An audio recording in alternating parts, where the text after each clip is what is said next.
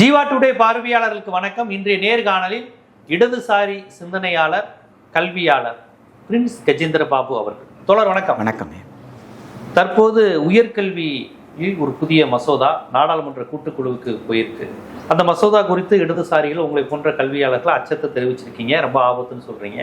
என்ன கூறுகள் இருக்கு? மாநில உரிமைகளை பறிக்கக்கூடியது, குழந்தைகளுடைய மேற்படிப்பை பாதிக்கக்கூடியது, எந்த வகையில் என்ன மாதிரியான கூறுகள் காரணிகள் இருக்கிறதுனால நீங்க அதன் மீது விமர்சனத்தை வைக்கிறீங்க? திரு நரேந்திர மோடி அவர்கள் பொய் சொல்கிறாரா, அவர் பேசுறது உண்மைக்கு புறம்பாக பேசுகிறாரா என்கின்ற மிக முக்கியமான கேள்வியை முன்வைக்கக்கூடிய மசோதாவாக அந்த மசோதாவை நான் பார்க்குறேன். உங்களுக்கு நன்றாக ஞாபகம் இருக்கும், திரு அடல் பிஹாரி வாஜ்பாய் 5 ஆண்டு கால ஆட்சியை முடித்த பிறகு தேர்தலை சந்திக்கிற நேரத்தில் அவங்க வைத்த முழக்கம் எது அப்படின்னு கேட்டிங்கன்னா, ஷைனிங் இந்தியா, ஒளிரும் இந்தியா, இந்தியா ஒளிர்கிறது அப்படின்ற ஒரு முழக்கத்தை வச்சாங்க. ஷைனிங் இந்தியா அப்படின்னு சொன்ன உடனே மக்கள் கொதித்தெழுந்தாங்க. இது ஷைனிங் இந்தியா இல்லை, சஃபரிங் இந்தியா, துயரப்பட்டு கொண்டிருக்கிற இந்தியா. அப்போது ஒரு மிகப்பெரிய விவாதம் நடக்குது. துயரப்படும் இந்தியாவா அல்லது ஒளிரும் இந்தியாவா? ஒளிரும் இந்தியா என்றால் யாருடைய வாழ்க்கை ஒளிர்கிறது, யாருடைய வாழ்க்கை துயரப்படுகிறது? அந்த விவாதத்தில் தான் ஆட்சி மாற்றம் அந்த கட்டத்தில் ஏற்பட்டது. இப்போ அவர் ஷைனிங் இந்தியா அப்படின்னு சொன்னதுனால எல்லோருக்கும் விவரமாக புரிஞ்சு வச்சு, அதனால இவர்கள் இப்போ என்ன பண்ணியிருக்காங்கன்னு கேட்டிங்கன்னா, சமஸ்கிருதத்தில் ஒரு பேர் வச்சுருக்காங்க, விக்சித் பாரத்ன்னு. அதாவது 2047 இந்தியா வளர்ந்து விட்டது. பாஸ்ட் டென்ஸில் வைக்கிறாங்க, இறந்த காலத்தில் வைக்கிறாங்க பேர். பாஸ்ட் வளர்ந்து விட்டது அப்படின்னா வளர்ந்து முடிஞ்சிருச்சுன்னு அர்த்தம். வளர்ந்துருச்சு, வளர்கிறது அல்ல, வளரும் அல்ல. வளரும்னா எதிர்காலம், வளர்கிறதுனா இப்போ நடப்பு. வளர்ந்து விட்டது அப்படின்னா வளர்ந்துருச்சு, இந்தியா வளர்ந்துருச்சு. அப்போ வளர்ந்துவிட்ட இந்தியாவிற்கான கல்வி ஆணையம் அதான் விக்சித் பாரத் சிக்ஷா கல்வி அதிஷ்டான் ஆணையம். 2047 இந்தியா வளர்ந்து விட்டது என்று திரு நரேந்திர மோடி அவர்கள் அரசு சொல்வது உண்மை என்றால், இந்திய அரசமைப்பு சட்டத்தின் கூறு 41 படி கல்வியை அரசு உரிமையாக கொடுக்கணும். கல்வி அப்படின்னு சொன்னா தொடக்கப்பள்ளி அல்ல, தொடக்கப்பள்ளியிலிருந்து பல்கலைக்கழகம் வரைக்கும் கல்வியை உரிமையாக கொடுக்கணும். இது அரசினுடைய கடமை அப்படின்னு சொல்லி, அரசின் பொருளாதாரம் மேம்பட அரசு கல்வியை உரிமையாக கொடுக்கணும் அப்படின்னு அரசமைப்பு சட்டத்தின் கூறு 41 தெளிவாக சொல்லியிருக்கு.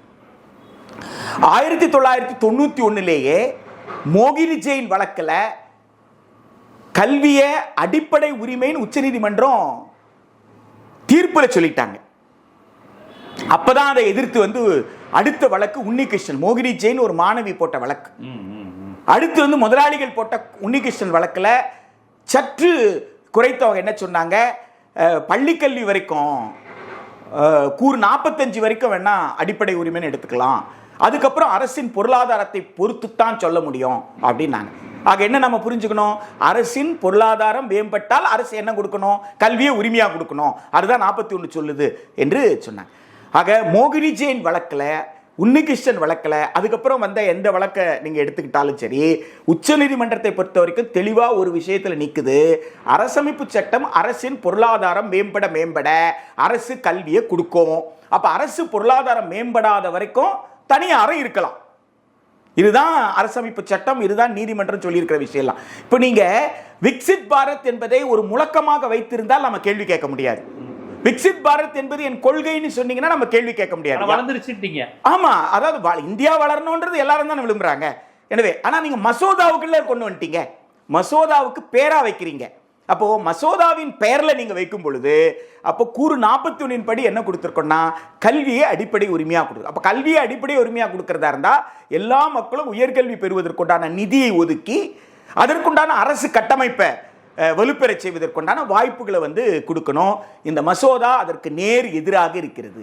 கூறு 41க்கு நேர் எதிராக கல்வியை தனியாரிடம் கொடுப்பது, தனியாரிடம் கொடுப்பது மட்டுமல்ல, அந்நிய பல்கலைக்கழகங்களை இங்க நுழைய விடுறது.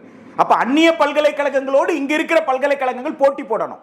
அப்ப அரசு பல்கலைக்கழகம் நிதி இல்லாமல் எப்படி அந்நிய பல்கலைக்கழகங்களோடு போட்டி போடும்? அப்ப யார் அழிவார்கள், யார் நலிவுறுவார்கள்? அப்ப அரசு கல்லூரிகள், அரசு பல்கலைக்கழகங்கள் நலிவுற்றால் கல்வியை எப்படி நீங்க கொடுக்க முடியும்? ஆக ஒட்டுமொத்தமாக அரசு கல்லூரிகளை, அரசு பல்கலைக்கழகங்களை நலிவுற செய்யக்கூடிய கல்வியை மறுக்கக்கூடிய ஒரு மசோதா என்கின்ற போது அது விக்சித் பாரத் என்று சொன்னால், அப்பொழுது விக்சித் பாரத் என்பது பொய்யுரை, அது நேர்மையானதல்ல, இவர்கள் மக்களை ஏமாற்றுவதற்காக சொல்லக்கூடிய முழக்கம் என்பதை நாம் புரிந்து கொள்ள வேண்டிய அவசியம் இருக்கு. இன்னொரு பக்கத்தில் பார்த்தீங்கன்னா, இந்தியா முழுக்க விடுதலைக்கு பிறகு அது பள்ளிக்கல்வியாக இருந்தாலும் உயர்கல்வியாக இருந்தாலும் கல்வியை பரவலாக்கிற பொறுப்பை ஏற்று அதை நடைமுறைப்படுத்தியது அந்தந்த மாநில அரசு. அது ஜம்மு காஷ்மீரா இருக்கலாம், இந்த பக்கம் நீங்க மேற்கு வங்கமா இருக்கலாம், அல்லது மகாராஷ்டிராவா இருக்கலாம், குஜராத்தாக இருக்கலாம், ராஜஸ்தானாக இருக்கலாம், ஆந்திர பிரதேஷ், கேரளா, தமிழ்நாடு என்று எந்த மாநிலத்தை எடுத்துக்கிட்டாலும் அந்தந்த மாநிலங்கள் தங்களுடைய புரிதலின் அடிப்படையில், தங்களுடைய கொள்கையின் அடிப்படையில் அவர்கள் தங்கள் மக்களுக்கு கட்டமைப்பு உருவாக்குனாங்க. இப்போ தமிழ்நாடு போன்ற மாநிலங்களில் 21 அரசு பல்கலைக்கழகங்களை வச்சிருக்கோம். 21 அரசு பல்கலைக்கழகங்கள், நூற்றுக்கணக்கான அரசு கல்லூரிகள் தமிழ்நாட்டில் செயல்பட்டுக்கிட்டு இருக்கு. இப்போ இந்த மசோதா என்ன செய்து அப்படின்னு சொல்லி கேட்டீங்கன்னா, 246 இந்திய அரசியல் சட்டத்தின் கூறு 246 கீழ் அட்டவணை 7ல் அதிகார பகிர்வு கொடுக்கப்பட்டிருக்கு. அந்த அதிகார பகிர்வில் பட்டியல் 1 சொல்லப்படுறது ஒன்றிய அரசின் பட்டியல். அந்த ஒன்றிய அரசின் பட்டியலில் ஒரு பொருள் இருக்குமே ஆனால் அந்த பொருள் மீது மாநில சட்டமன்றம் விவாதிக்க முடியாது, சட்டம் இயற்ற முடியாது. பட்டியல் 2 என்பது மாநில அதிகாரம். அந்த பட்டியலில் ஒரு பொருள் இருந்தால் நாடாளுமன்றத்தால் சட்டம் இயற்ற முடியாது, இது எல்லோருக்கும் தெரிந்தது. பட்டியல் 3 என்பது ஒப்பிசைவு பட்டியல், 2 பேரும் சட்டம் இயற்றலாம், நாடாளுமன்றமும் சட்டம் இயற்றலாம், மாநிலமும் சட்டம் இயற்றலாம். மாநிலம் இயற்றும் சட்டமன்றத்திற்கு குடியரசுத் தலைவர் ஒப்புதல் பெற்றுவிட்டால் அந்த மாநிலத்திற்கு மட்டும் செல்லும் என்கின்ற வகையில் 2 பேரும் விவாதிக்க முடியும். இதுல எல்லாரும் பொதுவா என்ன சொல்லுவாங்கன்னா, கல்வி பொதுப்பட்டியல்ல தான் இருக்கு, ஒப்பிசைவு பட்டியல்ல தான் இருக்கு, இப்ப நாடாளுமன்றமும் ஏற்றலாம் இல்ல அப்படின்னு சொல்லுவாங்க. பட்டியல் 3 பொதுப்பட்டியல் சொல்ற ஒப்பிசைவு பட்டியல், அதுல வரிசை 25 படித்தீங்கன்னா அதுல என்ன சொல்லியிருப்பாங்கன்னா, கல்வி, மருத்துவம், தொழிற்கல்வி இதெல்லாம் சொல்லிட்டு சப்ஜெக்ட் டு என்ட்ரி 66 இருக்கும். அப்படின்னா என்ன அப்படின்னு சொன்னா, முதல் பட்டியல் வரிசை 66 வரையறைக்கு உட்பட்டதுன்னு அர்த்தம். கல்வி பொதுப்பட்டியல் தான் இருக்குப்பா, ஆனா பொதுப்பட்டியல்ல என்ன வரையறைன்னு கேட்டா பட்டியல் 1 வரிசை 66. அப்போ பட்டியல் 1 வரிசை 66ல என்ன வரையறை கொடுத்திருக்காங்கன்னு கேட்டா, ஒருங்கிணைப்பு மற்றும் தரத்தை தீர்மானித்தல். உயர்கல்வி மற்றும் உயர் ஆய்வுல ஒருங்கிணைப்பு, coordination and determination of standards இதுதான் கொடுத்திருக்காங்களே தவிர ரெகுலேட்டிங் ஆஃப் யூனிவர்சிட்டி கொடுக்கல. பல்கலைக்கழகத்தை ஒழுங்குபடுத்துதல் என்கின்ற அதிகாரம். அப்ப பல்கலைக்கழகத்தை ஒழுங்குபடுத்துதல் அதிகாரம் எங்க வருதுன்னு கேட்டா பட்டியல் 2 வரிசை 32 இருக்கு. அப்ப பட்டியல் 2 வரிசை 32 இருந்தா நாடாளுமன்றத்தில் இந்த மசோதாவை தாக்கல் செய்வதற்கு உரிமை கிடையாது. அங்கே பாயிண்ட் ஆஃப் ஆர்டர் ரைஸ் பண்ணி மாண்புமிகு சபாநாயகர் அவர்களே பட்டியல் 2 வரிசை 32 எடுத்து படிங்க, இதன்படி ரெகுலேட்டிங் ஒரு கவுன்சில் சொல்லக்கூடிய ஒரு மன்றத்தை உருவாக்குற இந்த மசோதாவை இந்த நாடாளுமன்றத்தை எந்த அடிப்படையில் தாக்கல் செய்ய அனுமதிக்கிறீங்க அப்படின்னு விளக்கம் கொடுங்கன்னு கேட்டிருக்கணும். மக்களவையில் தாக்கல் செய்யப்பட்டு இப்பொழுது இந்த மசோதா எங்க போயிருக்குன்னு கேட்டா கூட்டு நாடாளுமன்ற குழுனுடைய ஆய்வுக்கு போயிருக்கு. அதுவே சட்டத்துக்கு வயலேஷன் தானே? ஆமா, நாடாளுமன்றத்தில் தாக்கல் செய்ததே அது அரசமைப்பு சட்டத்துக்கு எதிரானது, அந்த அதிகாரம் கிடையாது. இப்ப இவங்க எந்த போர்வையில் அதை கொண்டு வர்றாங்கன்னு கேட்டா, பட்டியல் 1 வரிசை 66ல தரத்தை தீர்மானிக்கிற பொறுப்பு எனக்கு இருக்குல்ல, நான் தரத்தை தீர்மானிக்கிறேன். அப்போ தரத்தை தீர்மானிப்பு, ஆமா, அதுக்கு ஒன்றிய அரசுக்கு இருக்கு. அப்போ தரத்தை தீர்மானிக்கிறேன்றது முகமூடி. இந்த முகமூடியை பொருத்தி கொண்டு உள்ளே என்ன செய்யறாங்கன்னா ஒழுங்குபடுத்தும் வேலையை செய்யறாங்க. மாநில கல்லூரிகளை, மாநில பல்கலைக்கழகங்களை ஒழுங்குபடுத்துற வேலையை உள்ள செய்யறாங்க. அப்போ நோக்கம் ஒன்றாக இருக்கு, நோக்கத்தை காட்டாம, அதுதான் நம்ம கலரபிள் ரெஜிஸ்ட்ரேஷன் சொல்றோம். இது நோக்கம் வேறையாக இருக்கு, ஆனா வெளி தோற்றத்துக்கு அது வேற மாதிரி தெரிகிறது, உள்ள வேற நோக்கம் இருக்கு. ஆமாங்க, அந்த மாதிரி இருக்கு. இது ஒரு ஆபத்தான மசோதா அப்படின்னு சொல்லி சொல்றோம். இந்த மசோதா சட்டமாகி போனால், இன்றைக்கு ஏதோ கேள்விப்படுறோம் நம்ம, உயர்கல்வி அமைச்சர் கல்லூரிக்குள்ளெல்லாம் போயிட்டு என்னமோ செய்யறாரு அப்படின்றலாம், அதை கூட செய்ய முடியாது. உயர்கல்வி அமைச்சர் கல்லூரிக்கு போனாரு, இதை செஞ்சாரு, இதை செய்யலாமா அப்படிலாம் விவாதிக்கிறோம்ல, கூட வருது. அந்த அந்த அந்த மாதிரி கூட உயர்கல்வி அமைச்சர் போறதுக்கு அதிகாரம் கிடையாது. இப்ப மாநில அரசுக்கு எந்த அதிகாரமே இல்ல. மாநில உயர்கல்வி அமைச்சருக்கு, மாநில உயர்கல்வி துறைக்கு, மாநிலத்தில் இருப்பதுக்கே நமது மாநில அமைச்சரே போறதுக்கு அதிகாரம் கிடையாது. நம் தமிழ்நாடு அரசினுடைய பல்கலைக்கழகத்தை ஒழுங்குபடுத்துற அதிகாரத்தை ஒன்றிய அரசு எடுத்துக் கொள்கிறது. எனவே அந்த பல்கலைக்கழகத்தை, மாநில அரசுடைய கல்லூரியை ஒழுங்குபடுத்துறேன்னு சொல்லி ஒரு உயர்கல்வி அமைச்சரால எதையும் சொல்ல முடியாது. கல்லூரிக்கு உள்ள போயும் சொல்ல முடியாது, வெளில நின்று சொல்ல முடியாது, சட்டமன்றத்தில் சொல்ல முடியாது, எங்கேயும் சொல்ல முடியாது. உங்களுக்கு அதிகாரமே இல்லை. அப்ப அதிகாரமே இல்லாம எதுக்கு உயர்கல்வி அமைச்சர் கேள்வி எழாதா? ஒரு உயர்கல்வி அமைச்சர்னா அவருக்குண்டான சம்பளம், அவருக்குண்டான வாகனம், அவருக்குண்டான வீடு, அவருக்குண்டான உதவியாளர்கள், இவ்வளவு மக்கள் வரிப்பணத்துல தானே செலவாக போகுது. அதிகாரமே இல்லாத ஒரு துறை என்ற கேள்வி எழாதா? இது ஒரு பக்கம். இன்னொரு பக்கத்துல இப்ப மாநில அரசு சென்னை பல்கலைக்கழகத்தின் உரிமையாளர், மதுரை காமராஜர் பல்கலைக்கழகத்தின் மாநில அரசு உரிமையாளர். சரி, மாநில அரசுக்கு ஒழுங்குபடுத்துற அதிகாரம் இல்ல, மாநில அரசு செலவு செய்யுமா? எனக்கு ஒழுங்குபடுத்துற அதிகாரம் இல்ல, அப்ப நான் எதுக்கு செலவு பண்ண போறேன்? அப்ப நான் செலவு பண்ணலன்னா பல்கலைக்கழகம் என்ன ஆகும்? சென்னை நகரத்தில் இருக்கக்கூடிய நந்தனம் ஆர்ட்ஸ் காலேஜ் இருக்குல்ல, கலை அறிவியல் கல்லூரி, வியாசர்பாடியில் இருக்கிற டாக்டர் அம்பேத்கர் கலை அறிவியல் கல்லூரி, இது போன்று தமிழ்நாட்டில் பல்வேறு மாவட்டங்கள்ல கலை அறிவியல் கல்லூரிகள் இருக்கு. அந்த கலை அறிவியல் கல்லூரிகளோட நிலை என்ன? இந்த ஒழுங்குபடுத்தும் அதிகாரத்தை அவர்கள் எடுத்து விட்டால் என்ன நிலை? ரெண்டாவது, இந்த சட்டத்தில் அவங்க என்ன சொல்றாங்கன்னு கேட்டா, இந்த சட்டத்தை எப்படி கொண்டு வர்றாங்கன்னா, தேசிய கல்விக் கொள்கையை நடைமுறைப்படுத்துவதற்கான சட்டம்னு சொல்றாங்க. அப்ப இந்த சட்டம் ஒரு ஆணையத்தை உருவாக்குது. அந்த ஆணையத்தின் கீழே 3 மன்றங்களை உருவாக்குது.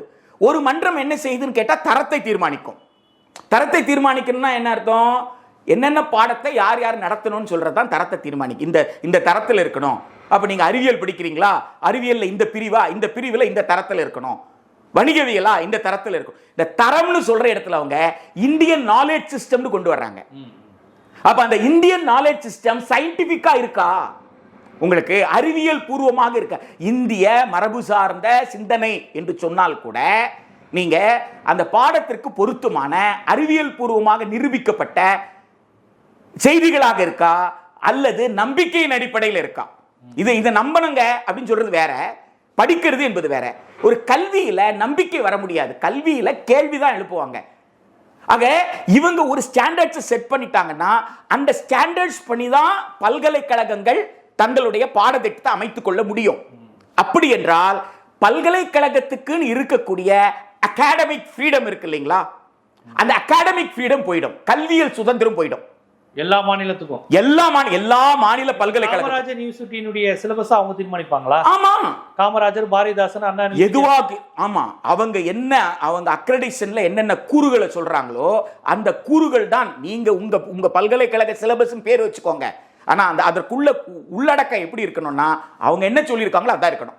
இப்ப சயின்ஸ்ல எல்லாம் என்ன மாதிரியான டிஃபரெண்டா கொண்டு வந்து, மாநிலம், ஸ்டேட், யூனிவர்சலா ஒரே சயின்ஸ் தானே? அதாவதுங்க சயின்டிபிக் பிரின்சிபல் ஒரு பக்கம் சொல்லி கொடுத்துட்டு சயின்டிபிக் பிரின்சிபலுக்கு பேரலா, அதாவது அறிவியல் பூர்வமான செய்திகளை, மறுக்க முடியாத செய்திகளை அந்த பிள்ளைகளை படிக்க விட்டுட்டு அதுக்கு பேரலா இந்தியாவில் இது ஏற்கனவே இவ்வாறு இருந்திருக்கு. அது சயின்டிபிக்கா சயின்ஸ்லயும் திணிக்கிறாங்க எல்லா விஷயத்திலுமே.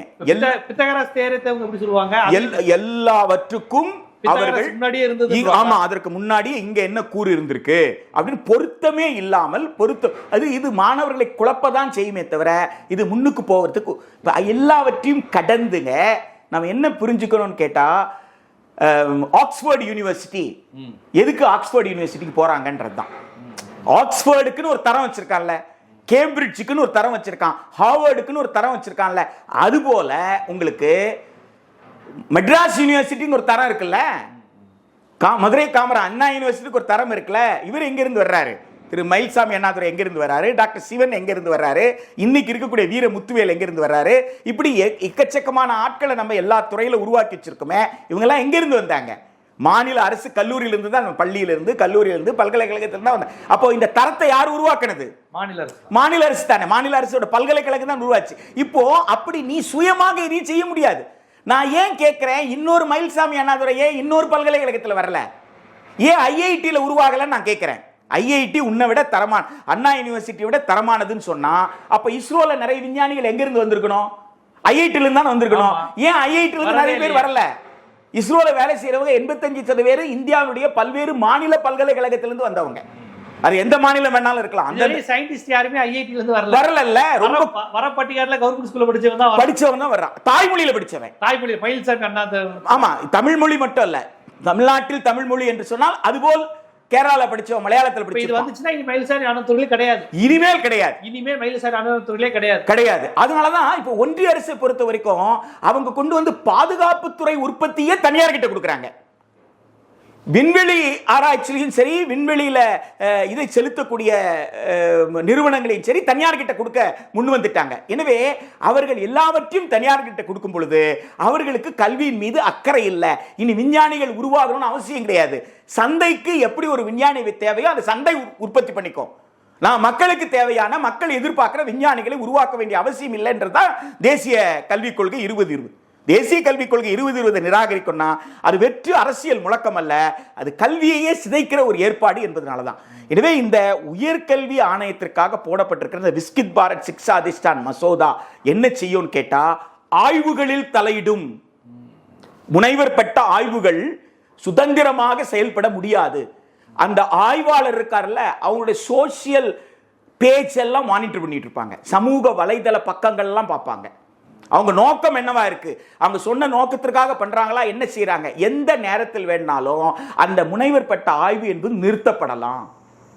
பல்கலைக்கழகத்தில் பணியாற்றக்கூடிய பேராசிரியர்கள், இப்போ வந்து பேராசிரியர் KN பணிக்கர் இருக்காரு, பிரபாத் பட்நாயக் இருக்கிறாரு, இப்படியான ஆளுமைகள் கடந்த காலங்களில் நாம் என்ன பார்ப்போம், அவங்க அரசு கல்லூரியில் பணியாற்றி கொண்டிருந்தால் கூட, இப்போ நம்ம ஐயா முத்துக்குமரன் இருந்தார், வாசிய குழந்தைசாமி, இவங்களை கூப்பிட்டு நம்ம பேச வைப்போம்ல, ஐயா அனந்தகிருஷ்ணன் இருந்தாரு. இப்ப இவங்களெல்லாம் கூப்பிட்டு வச்சு என்ன செய்வோம், அரசின் கொள்கையை விமர்சித்தவர்கள் பேசுவாங்கல்ல, அதுதானே கல்வியல் சுதந்திரம். படிச்சவன் தானே பேச முடியும், படிக்காதவன் எப்படி பேச, விவரம் தெரியாதவன் எப்படி பேச, விவரம் தெரிஞ்சவன் தான் பேச முடியும். ஆனா இந்த மசோதா என்ன செய்யுது அப்படின்னு சொல்லி பார்த்தீங்கன்னா, அவ்வாறு இனிமேல் பேராசிரியர்கள் கூட பேச முடியாது.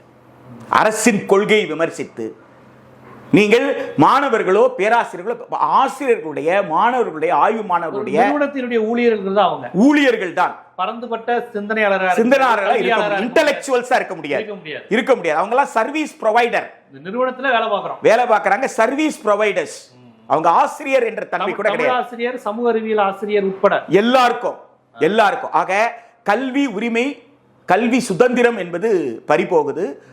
பல்கலைக்கழகத்திற்கு சுயமாக தன் பாடத்திட்டத்தை தீர்மானிக்கிற, முன்னாடி இருந்த UGC வந்து ஒரு பிராடர் ஃப்ரேம்வொர்க் கொடுக்கும்.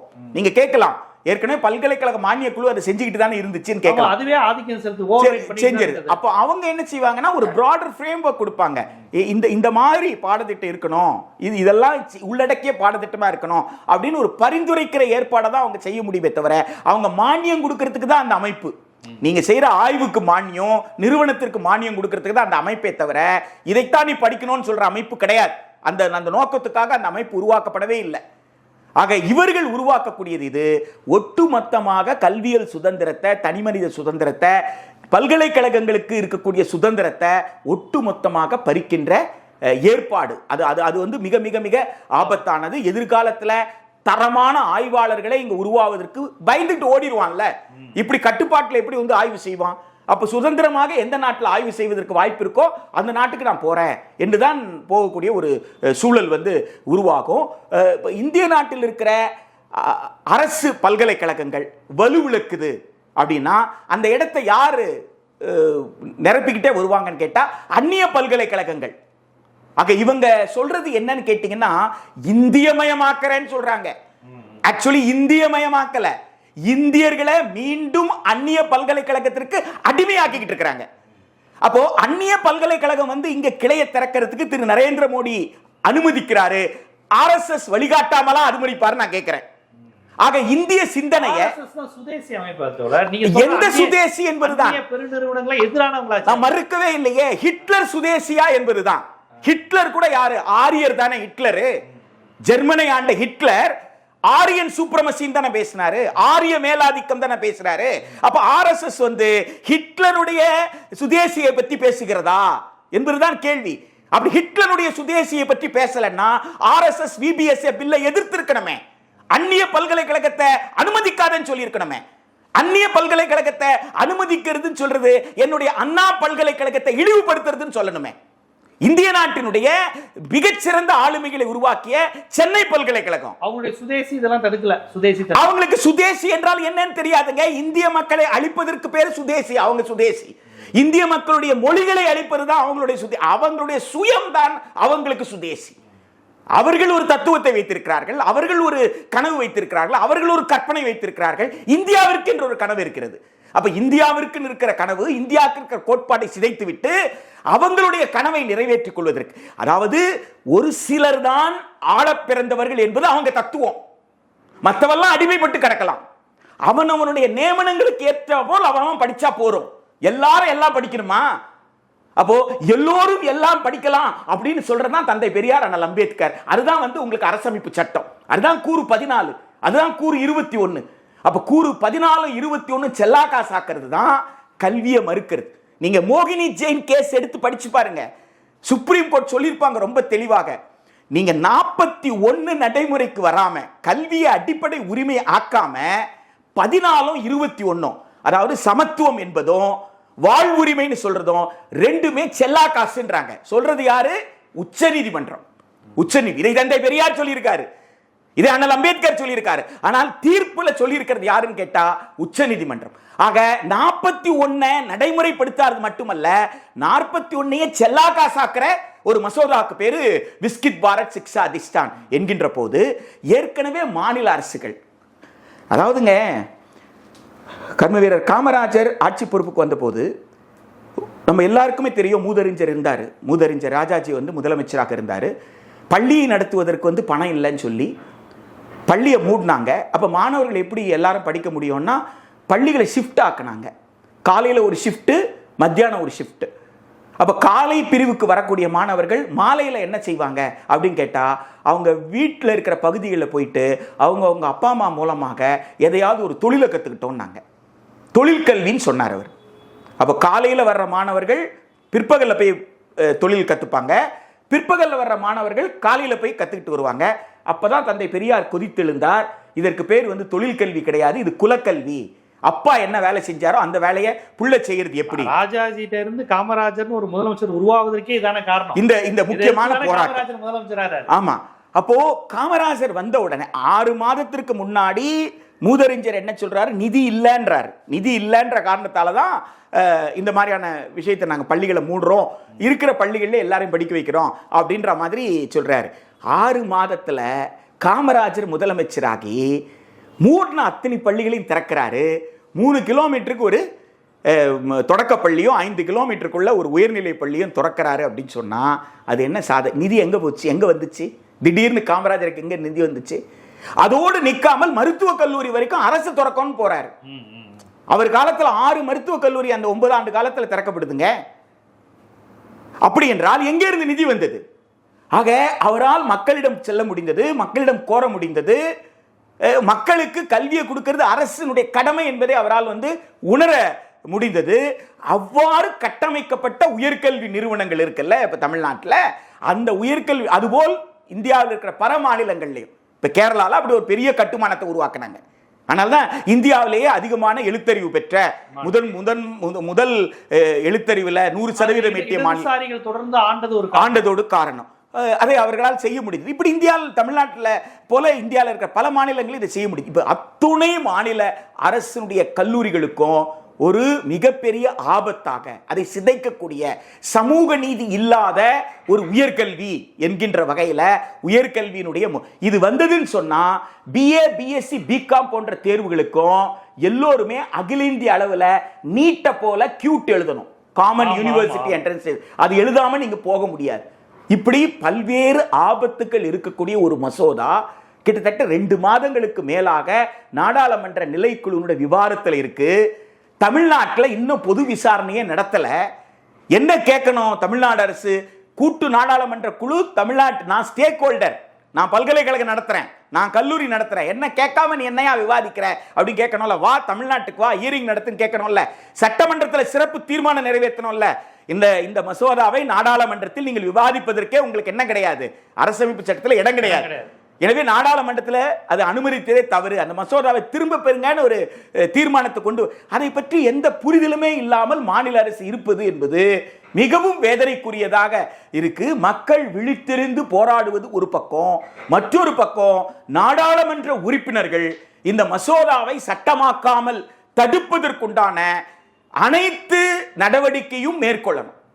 ஒரு பக்கத்துல மக்கள் போராட்டம், இன்னொரு பக்கத்துல நாடாளுமன்ற உறுப்பினர்கள் இந்த மசோதா சட்டமா குறிப்பாக இன்னும் மாணவர்களை அழைத்து அந்த கூட்டு நாடாளுமன்ற குழு பேசல, ஆசிரியர்களை அழைத்து பேசல, மாநில அரசுகளை கலந்து ஆலோசிக்கல, இது எதுவுமே நடக்கல. எனவே இது எதையுமே செய்யாமல் அந்த கூட்டு நாடாளுமன்ற குழு எந்த அறிக்கையும் கொடுத்து அவசரப்பட்டு அந்த மசோதாவை சட்டமாக்குவதற்கு நாடாளுமன்றம் அனுமதிக்க கூடாது. அவ்வாறு அனுமதித்து விட்டால் இந்திய அரசமைப்பு சட்டத்தின் அடிப்படை கோட்பாடு, அடிப்படை கட்டமைப்புன்னு சொல்ற கூட்டாட்சி தத்துவம் சிதைத்து போவதோட கல்வி என்பது இல்லாமல் போகக்கூடிய பெரும் ஆபத்து உள்ளது.